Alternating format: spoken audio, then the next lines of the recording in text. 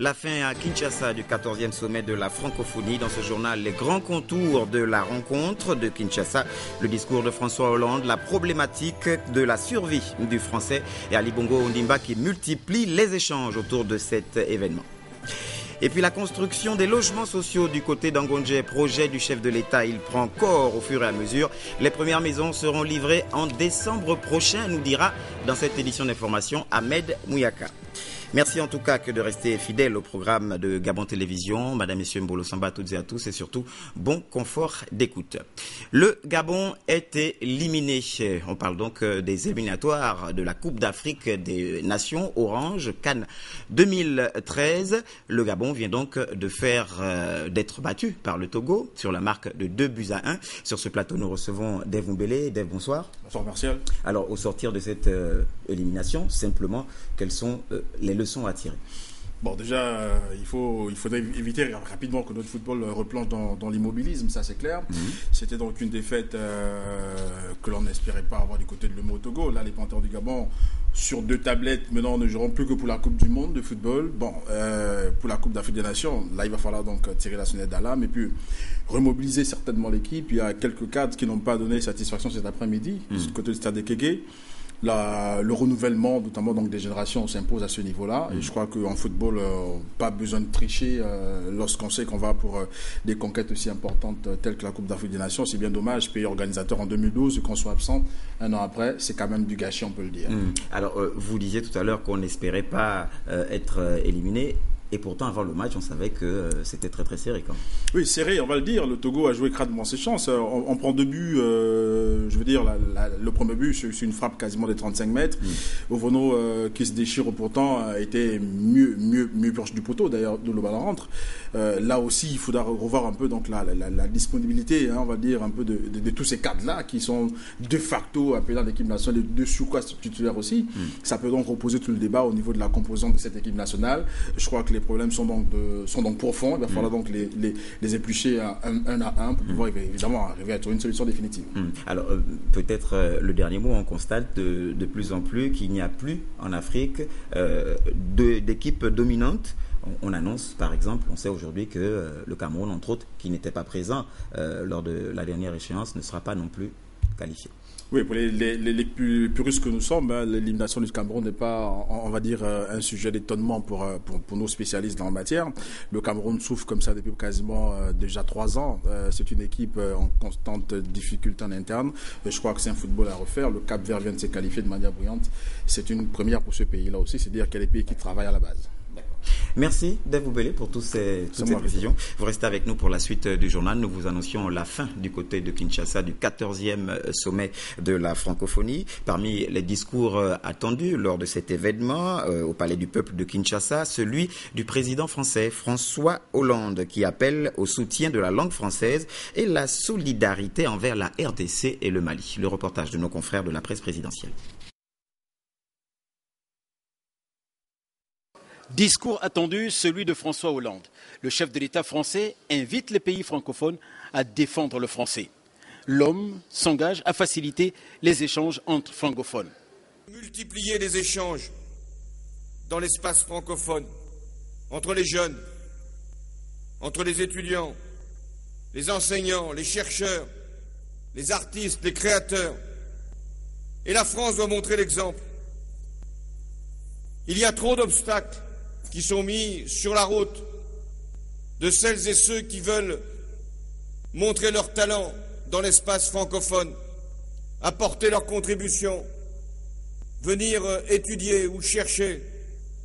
La France, donc, a réalisé des efforts pour améliorer cette situation à travers des visas de circulation désormais valables sur plusieurs années. Mais il y a encore trop de freins. Et c'est pourquoi je veux que les étudiants francophones puissent circuler plus facilement et que les artistes puissent également être accueillis partout dans l'espace francophone. François Hollande appelle la grande famille à manifester toute sa solidarité au peuple congolais et malien accablé par la guerre. Le numéro 1 français a insisté sur la lutte contre la drogue et la piraterie. La France est prête à accueillir le premier forum des femmes francophones. Le président français dit être venu à Kinshasa renouveler la confiance à l'avenir de l'Afrique, la jeunesse. Et puis la problématique de la survie du français fait l'objet des discussions dans les couloirs du sommet. En tout cas, ça a fait l'objet de ces discussions. Le constat offre une image différente. Plusieurs adhésions s'observent. Le cas du Qatar, par exemple. La langue française est-elle en difficulté ou pas? Reportage. Quel avenir pour le français? Cette question revient sur la table à chaque sommet de la francophonie. Ici, à Kinshasa, les participants au 14e rendez-vous de la francophonie vivent un paradoxe. Si l'anglais exerce une domination évidente sur le français, en revanche, les adhésions à la francophonie se multiplient. Le constat est patent. Ces demandes proviennent en majorité des pays anglophones qui postulent pour une place au sein de la grande famille francophone.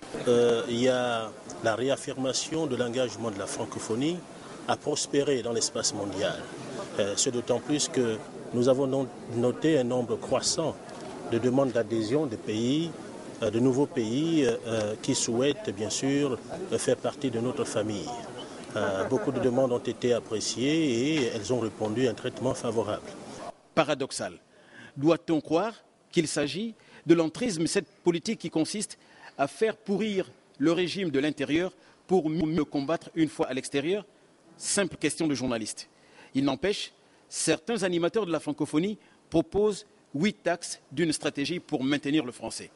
L'application des législations linguistiques nationales, la diversification de l'enseignement des langues étrangères, l'exigence de la publication en français de tous les travaux de recherche médicale, la circulation facilitée des étudiants, écrivains et autres dans l'espace francophone, un appui massif à la numérisation des patrimoines, le renforcement de la recherche des systèmes de traduction automatique, la priorité d'une politique bilatérale et multilatérale pérenne en direction de l'Afrique francophone pour le développement de son système éducatif. Enfin, l'utilisation de la langue française par les représentants des pays francophones dans les grandes organisations.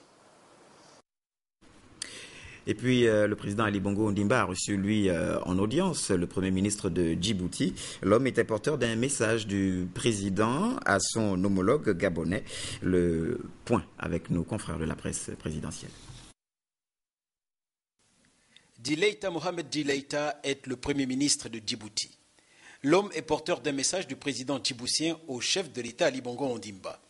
La communication porte sur une demande de soutien des autorités djiboutiennes, demande adressée au président gabonais qui plus est présidente en exercice de la CEMAC, la Communauté économique et monétaire d'Afrique centrale. J'avais un message de notre président.